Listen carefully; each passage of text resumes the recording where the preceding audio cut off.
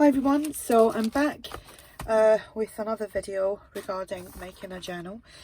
This isn't going to be like tutorials as such, these are just going to be like little walkthroughs and things like that, because everybody's different, everybody likes different things, and I'm just going to show you how I pick and choose things and how I decide this, that and the other. So I've made a playlist, I will link that below. Can't remember what I've named it now. I think it's Let's Make Journals or something like that. So there's one video on there already, and that would be the video on how I choose my paper. So I chose these papers for this journal, and I showed you all before. I'd coffee dyed them and cut them all up. So I'm just going to do it. It's not sewn into a cover or anything yet. So I've just sorted it out. I did add these tags, and that's how I've sorted it out into its signature, and it will stay like that now. And then I'm going to show you the pockets and tuck spots that I've got to put in this journal. And what I'm just going to do is show you them, and I'm going to paper clip them in to where I want them to be. So obviously that's just the other side of everything I've just showed you there. Simples. Right, so I like to make two of certain things, so I've made two of these. I've used scraps for this, and I hope I'm not getting an orange tone because I've got both my lights on. I'm just going to grab a piece of card. So when I put this into my journal, it will be a pocket there, and I've left that open so it's a pocket there as well. Here I've just used scraps, and there's music paper, there's lace, there's cheesecloth, there's butterflies and bling. So that's them two, and they're quite similar. Then I've done my typical Rita Donnelly flips, done two of them, and obviously because this is a butterfly themed journal, there is butterflies on there and doilies and some cheesecloth. So I've got two of them. They can go on. If you wanted to put two that side you can do, or two that side you can do, or one that way and one that way.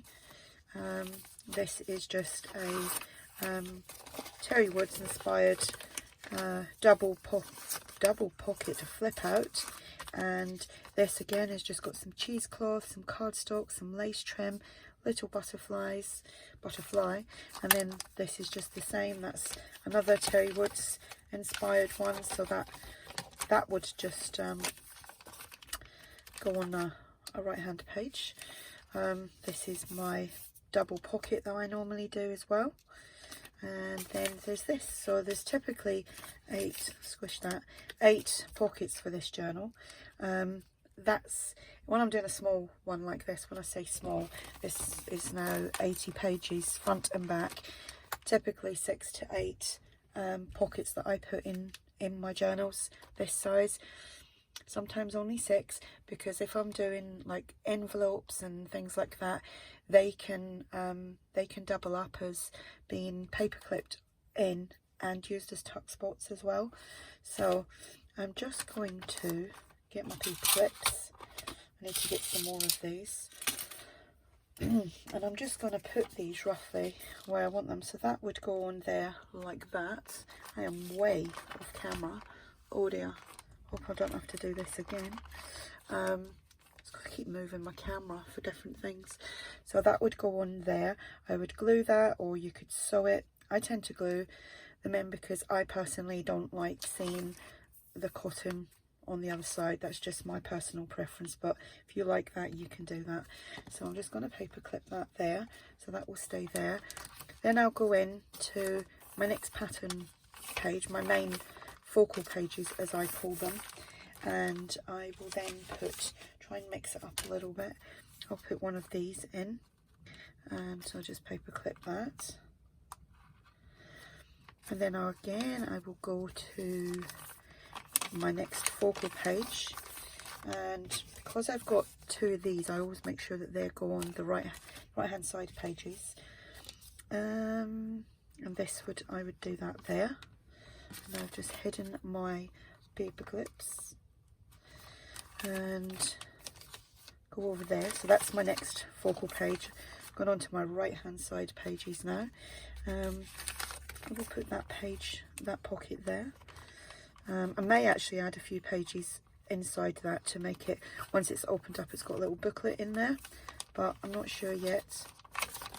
I'll go and find my next focal page, the back of that. It's always, that's how I work. I always do it on them then.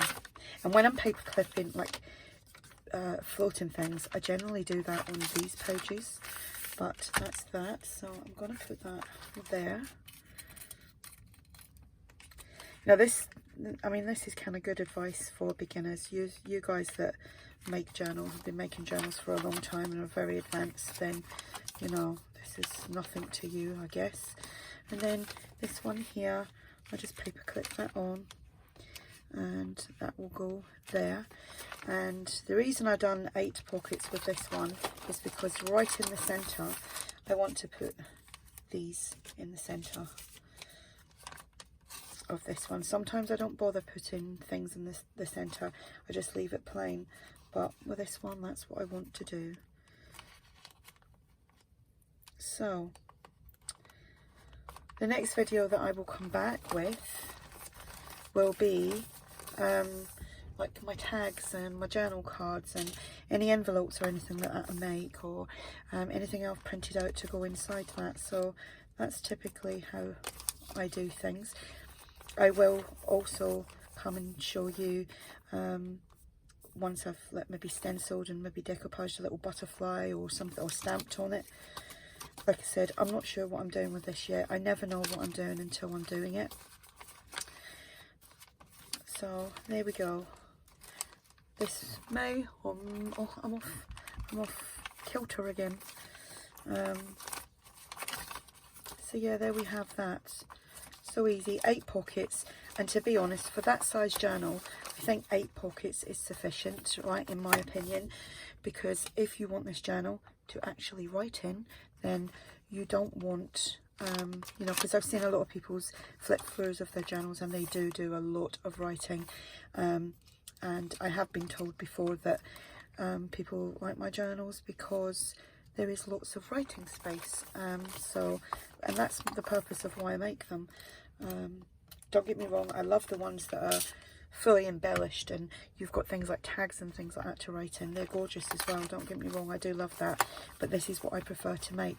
So if you have any questions on this little section, the playlist will be below for the first part of this. You can fire away and ask, and I will get back to you as soon as I can and answer you as best as I can, and I will speak to you all soon. Bye.